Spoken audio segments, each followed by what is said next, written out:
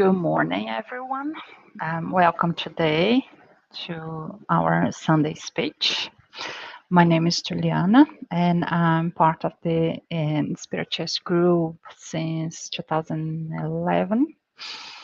And today I'm going to be talking about the soil parable. At this point, I think most of us know or have heard about it. So we're going to talk more about an spirituous view and what that's mean for a spiritist and for the soil parable. I'm going to explain a little bit. So before we begin, let's gonna do our initial prayer.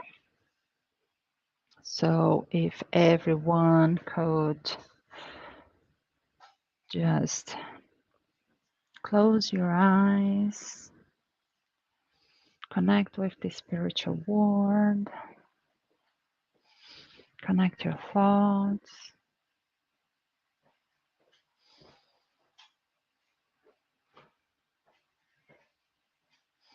Dear God, I'd like to thank for this day, thank for the week. Bless us, God, with all your heart. I'd like to ask permission to the spirits and the guardians of this group for this speech today. May your words be spoken. So be it. Okay. So the soil parable. This is it's.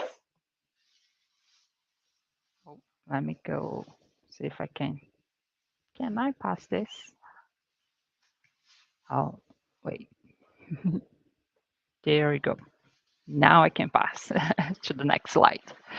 The parable of the sower. So this parable is actually present in Matthew 13:1 to 23, Mark, Luke, and extra canonical Gospel of Thomas.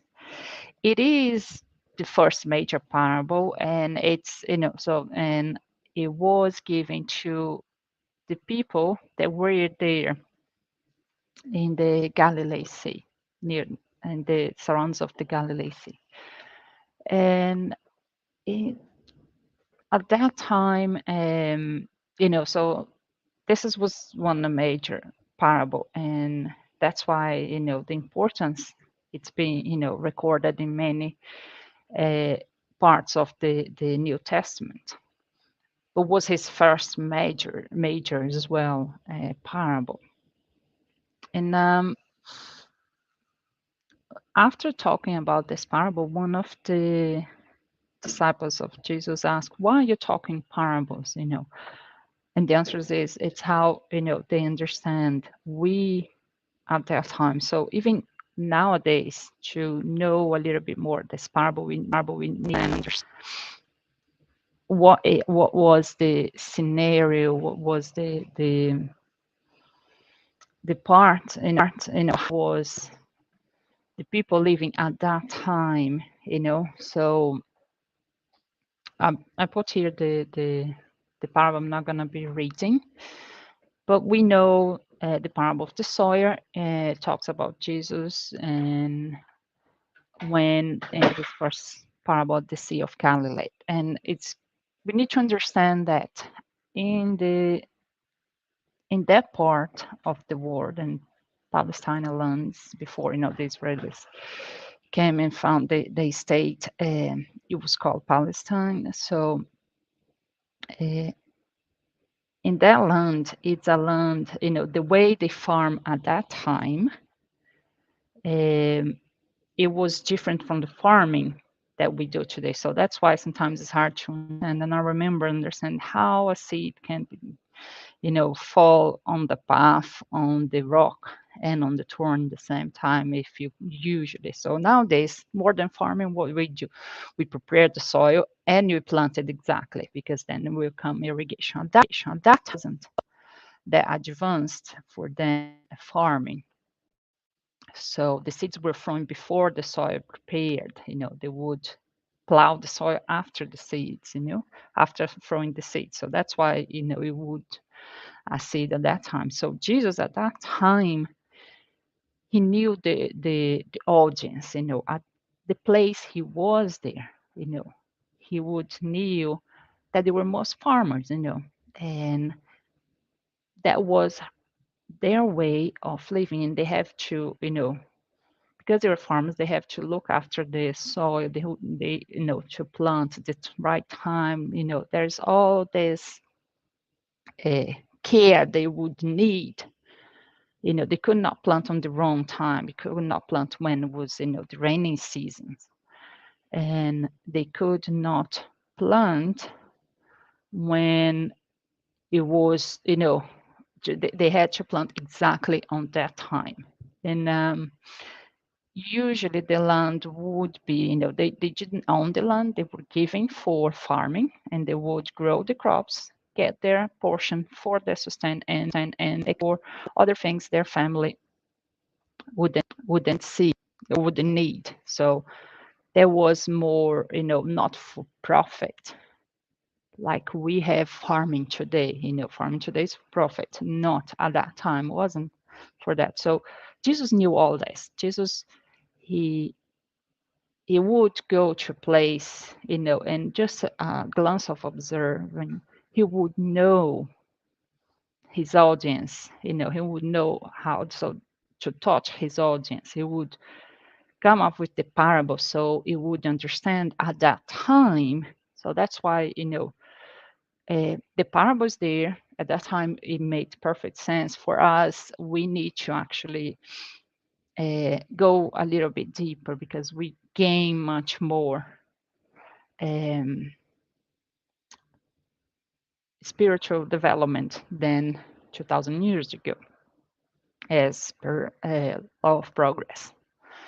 So usually what they say is, Jesus at that time, I go back to Jesus, he would tell the parables because it's exactly the information they need to know, and how, if they received, they would understand. Jesus couldn't speak things that they wouldn't understand that time. So that's why the parables are there.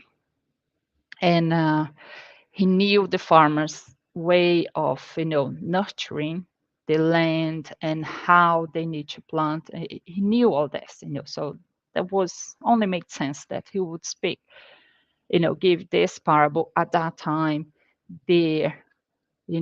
That's how Jesus, he would not have a set of speech.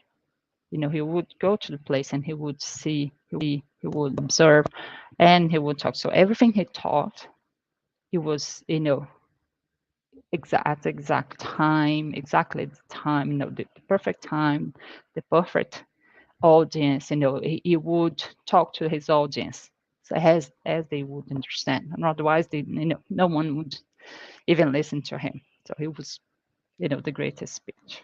Even more as we're going to. So this is the parable, and the main thing is the sower goes to out to sow the seeds. A farmer went to sow his seeds. So as he was scattering the seeds, some fell on the path, some on the rocky place, and some on the thorn. So why would the farmland have rocks? This is not a path. How would just throw a seed on a path? For us, doesn't make sense, but that time it made, because the lands, the farmers would get a piece of land and they would not have fences. The way to ask the piece of land they were going to farm, it was for paths. So small paths were built around, fields. So, and then rocky. Why would have rock on a soil that you're gonna plant seeds? Well, at that time, and especially in that place, they have one of the. It's not like in here we get rain the whole year. The rain comes, there's the rainy season, there's less rain, and there's the dry season. So they would need to leave the rocks on the earth, on the fields where they're going to plant, because the rocks would keep the moisture. They would not remove, in farm in Europe, for example, before modern farming, they would remove the rocks and make, the dry walls to mark their piece of land. Whereas there, no, the rocks would stay there. And the thorns as well, because at the time they would throw the seeds, they would scatter the seeds. The land would not have been plowed yet. It was just after when, after they throw the seeds, they plow, and then the earth going around, so if the seeds were fell on thorn or on the rock or on the path, they would not grow. So that's something that would make sense to them, because they know this, they have seen this happen. So that's why he used all this metaphor, the parable, to come and to talk about how we receive the word, So the parable of the sower truly represents the various ways in which we may make use of the teachings of the New Testament.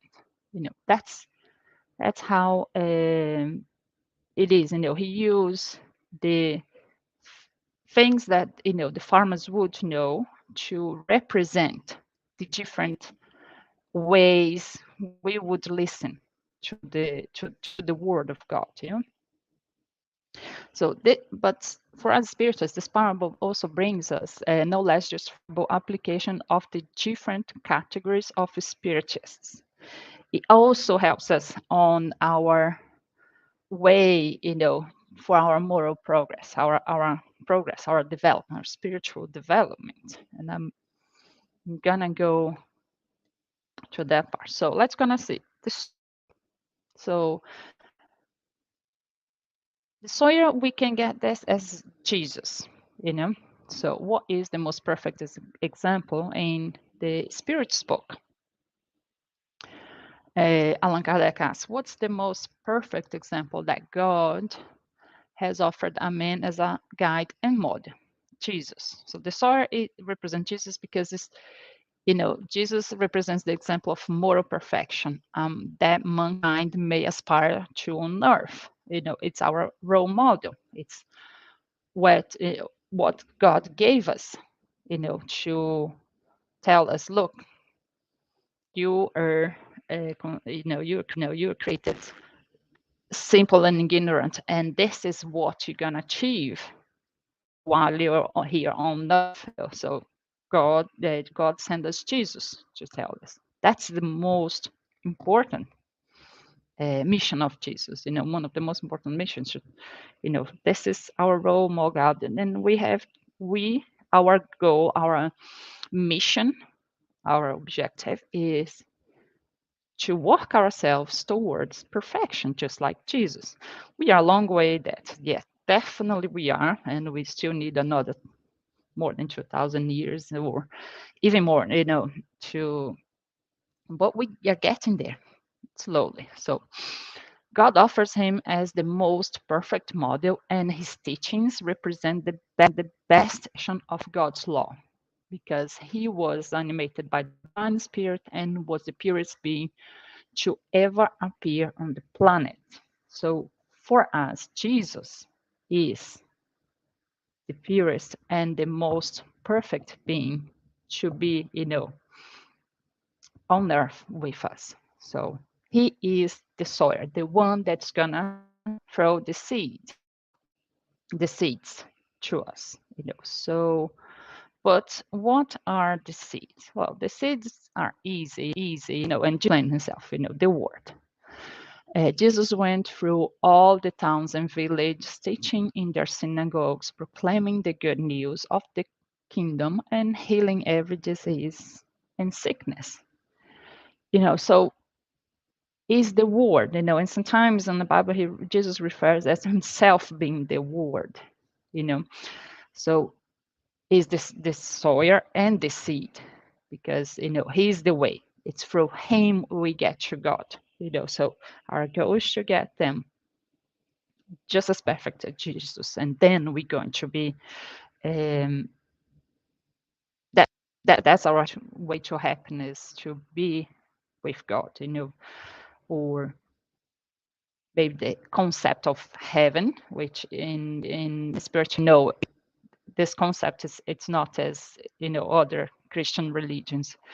It's a little bit different, especially when we talk about hell. But this is another speech, another book. So the seed is the word, you know.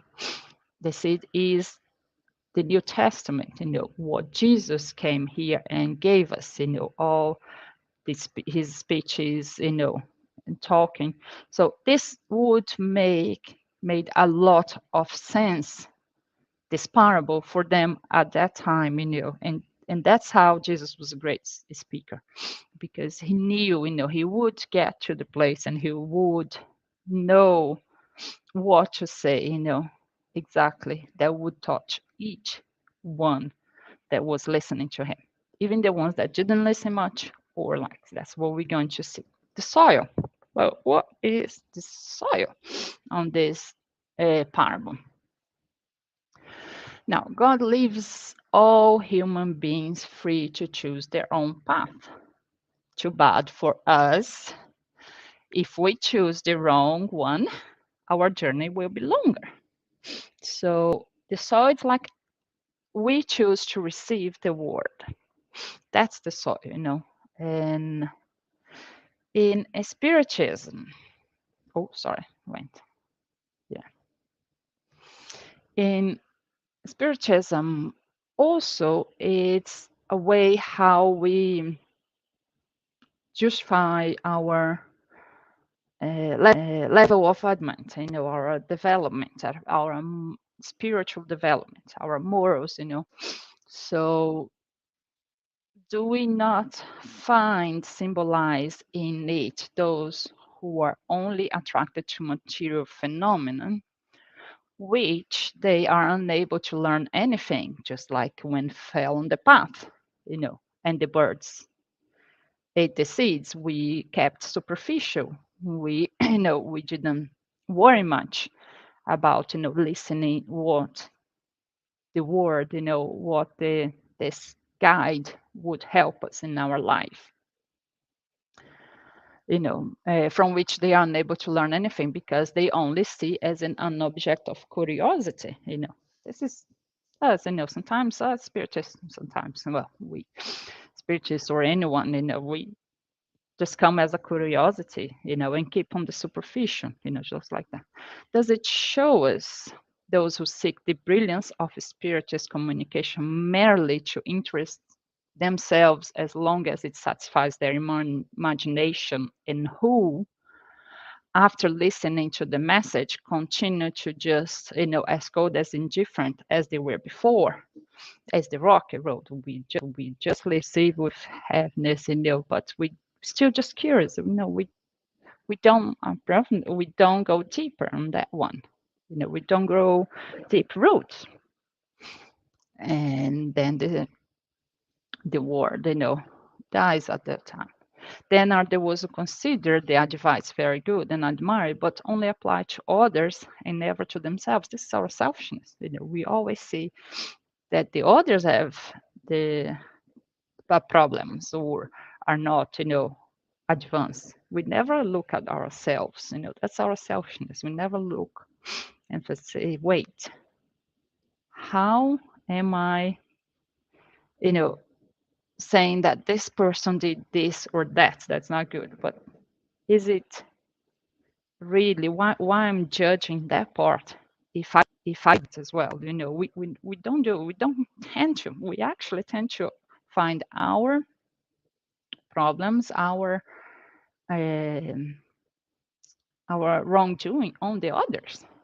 When we point and judge the others, it's probably something that we also have. We identify what, the wrong things we have, or the the bad things we have on the others. This is us. So we are the soil. We are the different types of the soil. Um, and the fertile soil. So the fertile soil represents a more mature and receptive heart for the gospel of Jesus. And that's our goal. That's what we want to do. Facing new learning, challenge, and resent from the old and unfortunate acquisitions from our past. We know, in previous life, we have done, we have done wrong. We have, hurt people. We have done things that we shouldn't have done due to selfishness and other things. So when we are ready to actually, with our heart, really receive, the Jesus teachings, and try to apply, try to live this, as much as we can. And again, we are not perfect, and we are far from perfect, because perfection is like Jesus. So when we are ready to actually try and get, we are going to be a fertile soil. And even on fertile ground, each one of us produce according to the level of moral or spiritual development. And he says, the seeds that fell on, he said, the seeds that fell on fertile grounds produced 160 and 30. This is the difference. Even, if we achieve we are the fertile grounds, or we get, times that we are the fertile grounds, still each one of us is gonna give what we can give according to our, spiritual development, our moral development. And when we say moral development here, we're not talking about morality, guilty, sin, or things like that. We're talking about uh, tackling our selfishness. So when we talk about moral, it's talking about being less selfish, because the root for every evil or wrongdoing is selfishness. And pride and selfishness are two things that we need to work here during our time on earth. And we're going to pass many reincarnations here. It's not going to be just one.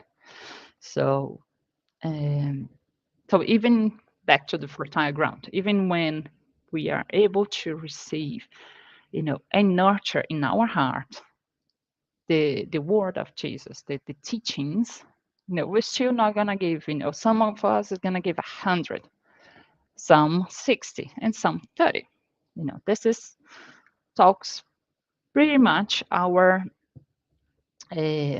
level of development. And that's what we talk about moral progress. What this parable talks about this, about our moral progress. As I said, our goal is to be as perfect as Jesus. So the first major parable he gave, it was talking about, how you are going to get there, and it made totally sense for everyone that was there at that time, because he used the facts, the things that from the daily, for the people were there, for the audience they were there. So God has bestowed upon us precisely what we need, that which is sufficient and nothing more. We get what we need, nothing more, nothing less. This being none other than the voice of conscience and our instinctive tendencies. He has only deprived us of what would be prejudicial. And prejudicial, it's not just to us, it's when he deprives us if we're going to do something that's gonna impact.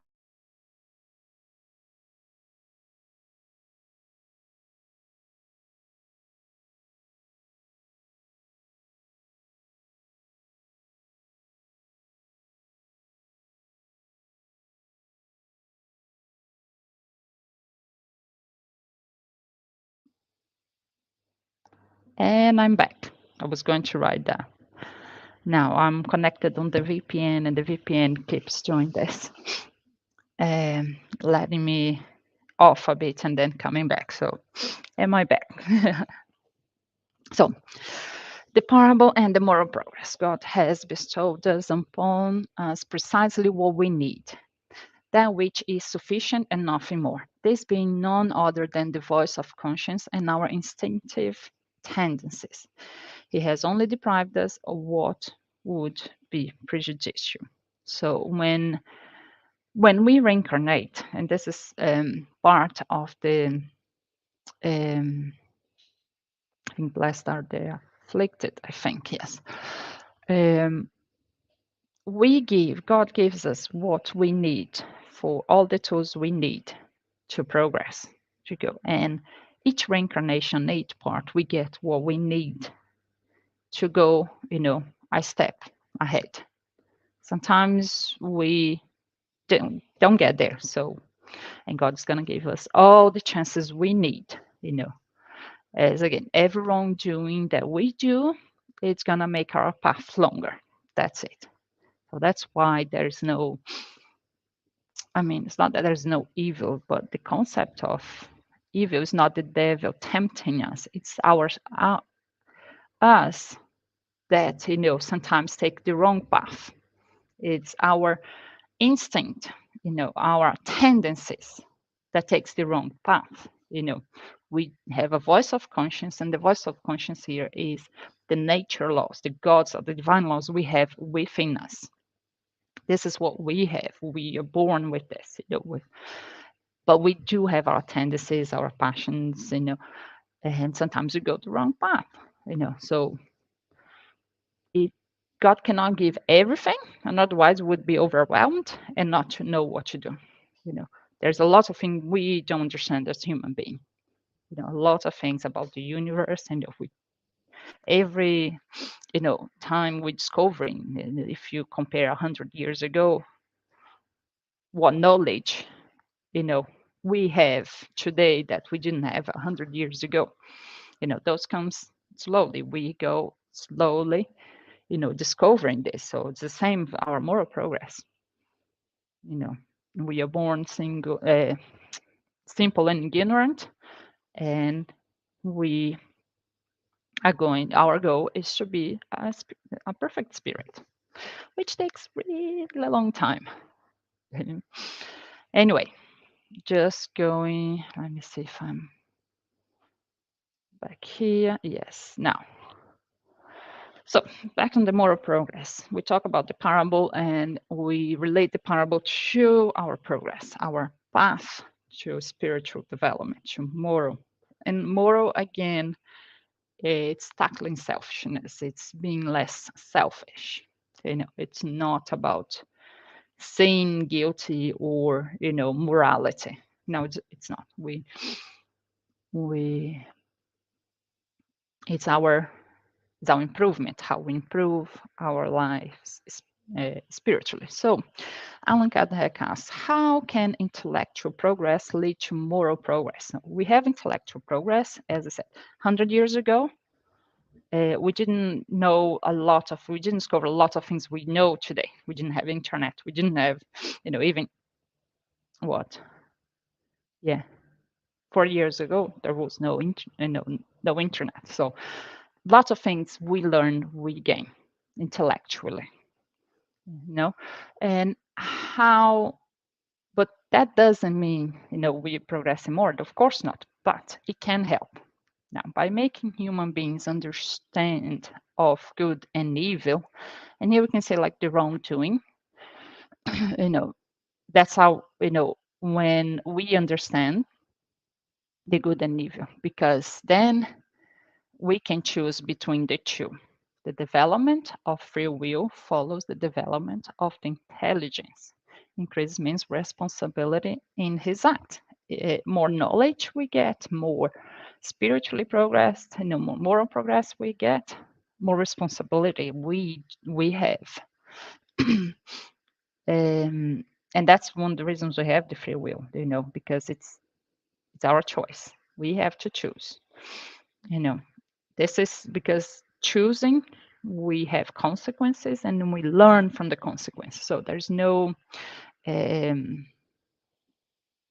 there's one of the things we in spiritism we tackle this. There's no punishment. It's only consequences.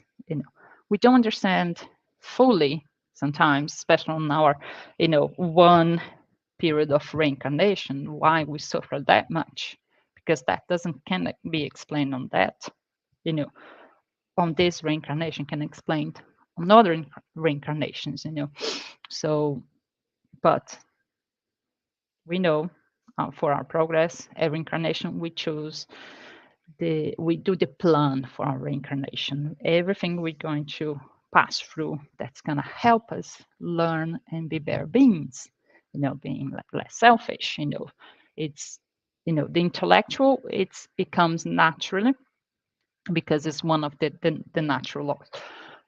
But the moral progress, which we all bound, we all progress. We don't unprogress. We just go, and go ahead and always looking going forward, not backward. That's what I meant. Sorry. So let me see what time. Okay, we are on time. this this became a little bit longer than I was expected for these slides, so I'm watching closely to not go over the time. So continuing on the moral progress. A spirit advances in a measure ascending march. That's what's telling. We go ahead. We don't go backwards. But this progress is not accomplished simultaneously in all aspects. In one period, the spirit may advance knowledge, in another morality. And again, morality we talk here, it's about, being a better being, better, a better version of ourselves, a less selfish version of ourselves. This is question 365 of the Spirit's book. So we do advance, and sometimes on our advance, we're gonna be the rocky, the rocky path, or the rocky ground, or the path, or the thorn, ground. The thorny ground, it's more like our, our selfishness and our pride that suffocates the world and doesn't let us improve and progress in our lives. So we going to do sometimes and this is not something like, oh, I'm not the path road anymore, I'm not on that ground anymore. It's not like, sometimes we go I step back. This is not going backwards, but sometimes we go back to where our mistakes, because again, we work in our instincts and tendencies to be less selfish. And God in his wisdom is going to give all the chances we need for our progress. So intellectual development is not always accompanied by moral integrity. A superior spirit may advance in intelligence and remain weak. This is what happens when a spirit lives for a long time without improving. So you could have many reincarnations and you develop intellectual, knowledge and everything, but you're still selfish, one of the, I think it's Chico Xavier who talks about, Mozart. Mozart was one, superior spirit that was really, really intelligent, but he was a bit weak, and he came to Earth exactly to work his own, progression. So we're gonna find people geniuses, but that doesn't mean they are, superior spirits or they got there, They still need to work some on their parts, or sometimes you're gonna find someone with not much geniuses, but the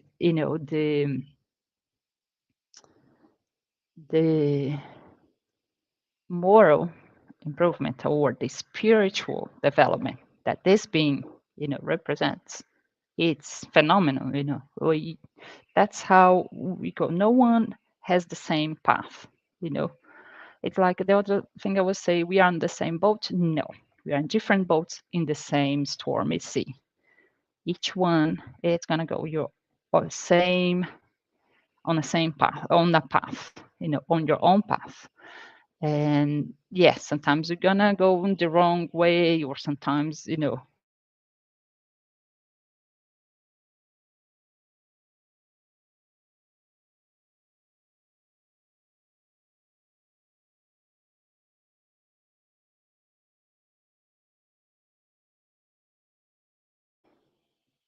yes, I'm back again. Sorry again, VPN, it keeps doing this. I have to be connected on the VPN here. So back to the moral progress. So sometimes we're just gonna wrap up again to go to the next slide. Sometimes we sometimes we can find being very intellectual, with great intellect, but wicked, not morally developed. But we can find someone with not that much intellect, but really, really moral developed, spiritually developed, with spirituality, beyond. So our path to progress, it's not the same one. Each one has your individual path. Each one will take your own time. Sometimes we hear, we are on the same boat. No, we are on the different boat on the same sea, stormy sea. So that's the most important thing. Our progress, it's not something like we go like a stairs up. You go up. No, you go up, down, around here, there. So this is what it's gonna be for each one of this, and we cannot compare one to another because of course, because we don't know what everyone did, and we don't know what we did, we don't know what the others did in past lives. How was our life, So we only can be, even if we try to put on their shoes or anything, we still need to, we cannot judge, we cannot compare. Each one of us go on our own path, on time. We do our mistakes, we go back, try to fix again. We do a little bit more and go back, fix again, until we can walk our passions, our instincts and tendencies, tendencies of selfishness. So that's why when we talk about, there's no devil tempting me, it's myself, my tendencies. That again, we have this tendency of, oh, it's your fault, it's someone doing this to me, sometimes. Of course, I'm not saying that, this is the reason for all wrongdoing on the earth. This is a little bit more complicated. I'm just putting simply how we progress. Anyway, next slide. Just gonna click here. So in order that we may improve ourselves, God has bestowed upon us precisely what we need, that which is sufficient and nothing more. This being none other than the voice of conscience, our instinctive tendency. So I brought back this one because that's what's the moral progress. We get what we need, nothing more, nothing less. We choose, what we going to do according to what we need to walk. We're not going to get more. We need, in this reincarnation, we're going to walk this tendency. A simple way of putting this. It's much more complex than that. And each one individually and each reincarnation is going to be different. We cannot compare one to the other. We all on the path of moral progress, which is a stormy sea, but each one on your boat. Some has a cruise ship, some will be like a rowing boat. Who knows? Anyway, so moral progress. What I would like to end with this one, and don't get me like to being too much hard, but we need to try, because the parable of sower is exactly this. It's exactly Jesus telling us do not allow ourselves to be perturbed by futile and mundane thoughts. We have to keep the focus on what it's really important. I'm not saying that to isolate yourself and not to leave all your social medias, don't go out anymore. No, we're not doing this. We're just asking to not be your focus, because then you cannot be like the one, the path, you're gonna be distancing you from the God. Everything that's material distance us from the God. So we try to not allow ourselves to be perturbed, to be bothered with things from the world, for the world. So lift up lift up your spirit towards those you are calling, so that they, have encountered favored disposition, may launch a profusion of seeds which would germinate in our hearts so as to produce the fruits of charity and justice. And that's the other part that leaves us, but I'm not going to talk about this. Is my end, because it's the parable of the sower, it's very comprehensive. Every parable that Jesus, every teachings that he comes, it's very comprehensive. So the more the progress we do is according to the charity and justice. So the fruits that our seeds are going to produce is charity and justice. Justice in a sense of divine justice, not this justice system we know, because it's not the system. It's humanly, and as human, it's not perfect. We're talking about divine justice and charity. As we say, in spiritual, there's no salvation without charity, because this is true. There are two ways of tackling our pride and selfishness, and charity. True charity, it's one of them. So, what this parable brings to us is this: listen to the message. Do not allow that you lose the focus on things that are not important. And material things are important. What's important is our happiness, is how progress. We grow up we grow spiritually, morally, as a human being. This is important. So we should not focus on things that are not doesn't we should not focus our lives on things that are different than this. So if we do that, we're going to be an example as well. Just as Jesus is the perfect example, we could be a little bit, not much example. And and we would produce 160 or 30 more. We would be the fertile grounds. When we actually receive, we let it grow deep in our heart. Receive the word, the Jesus teachings, let grow in our heart, and make this an example for our lives. So it's beautiful to be talking to this, but I'm not talking this because I am. I'm talking this because I the one. Oh no, I'm just like anyone else. I need to grow deeper roots and produce better seeds and fruits. So this is for all of us, and it's very rewarding when we take this. We don't need to be worrying much about material things, on our lives. We need it, because we live in a system that we need to have possessions, we need to go to work, we need to buy things. So we need that, but this doesn't need to be our main focus. Still can be, get our time to read more, to improve ourselves, to be more charitable, to work ourselves towards a better version of ourselves. So that's all I want to say. This is the bibliography. I took the part of the Bible, Matthew, and I used Gospel According to the Spiritism and the Spirit's Book mainly.